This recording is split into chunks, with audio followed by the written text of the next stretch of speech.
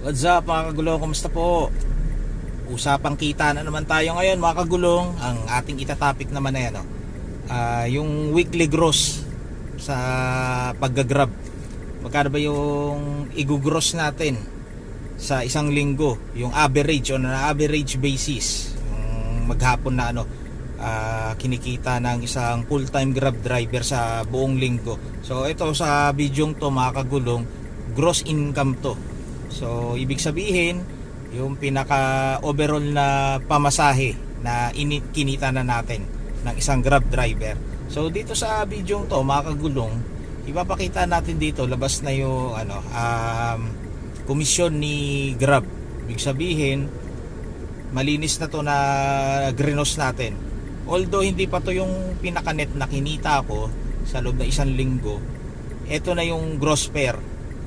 Okay, dito yan kasi dito lalabas sa apps yan, lalabas yan sa weekly earnings natin, naka-save yan, kaya ipapakita ko yan dito sa video to mga kagulong. But before that, inaanyaya ko po muna kayo na mag-subscribe po rito sa ating YouTube channel at sa ating Facebook page, pa-like and follow na rin po mga kagulong. At yung iba pa pong katanungan, comment down below nyo lang po, tapos gagawa natin ng video yan. Shoutouts po sa mga viewers natin dyan at mga bagong followers po dito sa ating channel. Okay, intro muna tayo mga kagulong.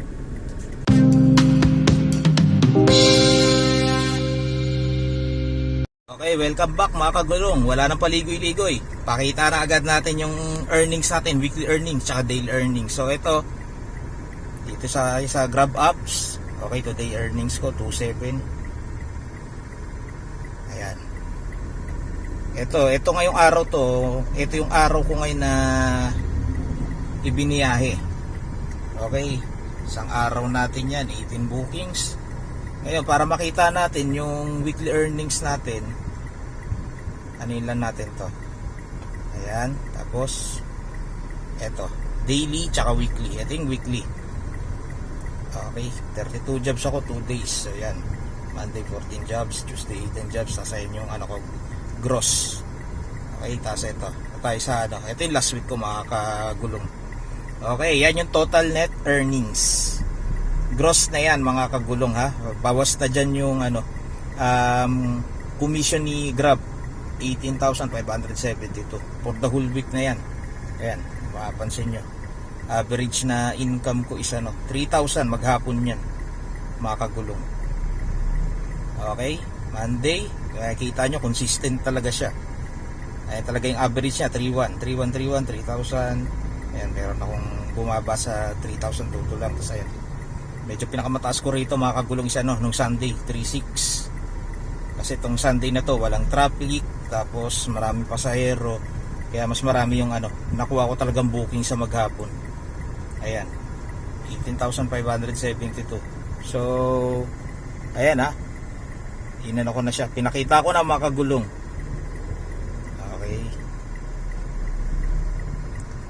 Okay, 5-star rating pa yan Okay, so yun mga kagulong, pinakita ko yung yung aking isang linggo na biniyahe. So kung makikita nyo, 18,000 siya, 3,000 yung average ko last week, tapos ngayon bumaba siya 2,000. Iba-iba yan, hindi siya consistent, depende sa oras ng biyahe mo yan, sa haba ng biniyahe mo mga kagulong. Syempre minsan may mga araw tayo na hindi naman tayo nakakabiyahe ng isang buong araw, meron din tayo mga ibang commitments, kaya hindi natin masasabi na talagang ayun yung regular na income na pwede mong kitain sa isang araw. Depende pa rin yan mga kagulong. Katulad ko, ang araw-araw na binibiyahe ko, nag-i-start ako ng 6 AM, tapos ako ng minsan alas 3, minsan alas 4. So yun yung pinakasagad ko, alas 4. Depende yan mga kagulong kung gaano kahaba yung ibibiyahe nyo.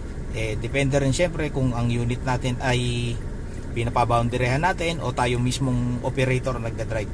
Sa kaso ko kasi, ako yung operator, ako rin yung nagdadrive. Kaya yung pinipili kong oras, daytime, kasi yung oras din ng pasok sa trabaho nung wife ko, inaano ko lang, sinasabayan ko lang para at least dating ng 5 PM pagka out niya sa trabaho, sabay na kami umuwi. So katulad din ng ibang kagulong natin sa kalsada, ako kasi ang prinsipyo ko sa buhay, work-life balance. So ibig sabihin, balanse lang ako, binabalanse ko lang yung aking trabaho at oras ko sa aking pamilya.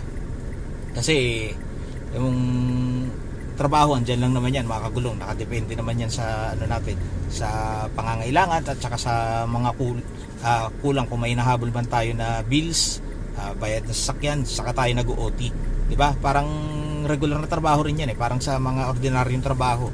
Pagka kailangan mo malayo pa sa kota, syempre mag-extend ka. Ganun din ako, mga kagulong. So pagka hindi naman kinakailangan na bumiyahe ng mahaba, inaano ko pa rin yung oras ko.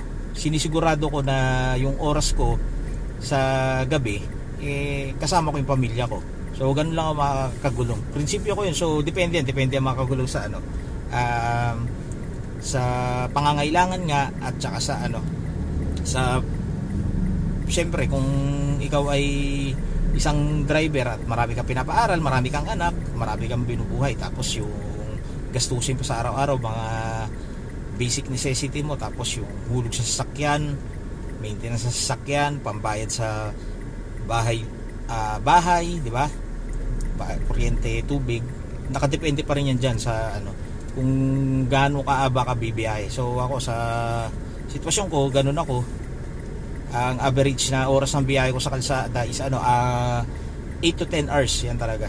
Minsan nagti 12 hours ako pagka talagang kailangan. Pero sabi ko nga, pagka sakto lang naman, sapat naman yung kinikita ko, inuuwi ko na lang para makasama ko yung pamilya ko.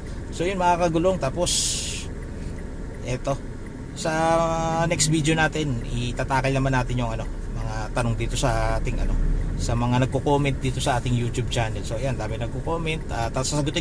Sasagutin po natin isa-isa yan sa susunod na video natin. Kaya please, mga kagulong, i-follow nyo po itong ating pa-subscribe po dito sa ating YouTube channel. At maraming salamat po sa lahat na nag-subscribe at nagpa-follow po sa atin sa ating mga social media accounts. Maraming salamat sa inyo, mga kagulong. Hanggang dito lang muna yung ating pag-uusapan ngayon. Tapos yung mga may mga ibang katanungan kayo, mga kagulong, regarding sa kita, tsaka diskarte, tsaka mga tips kung paano makakapasok sa Grab, kung paano mag-apply ng bagong sasakyan nyo, i-click nyo lang yung ating playlist, nasa description box yan, mga kagulong. Nagawa na natin ng video yan, click nyo lang yan, nandyan lahat para mapanood nyo yung mga previous na video natin. So yun muna, mga kagulong, para sa episode na to. Shoutout ulit sa inyo, mga kagulong.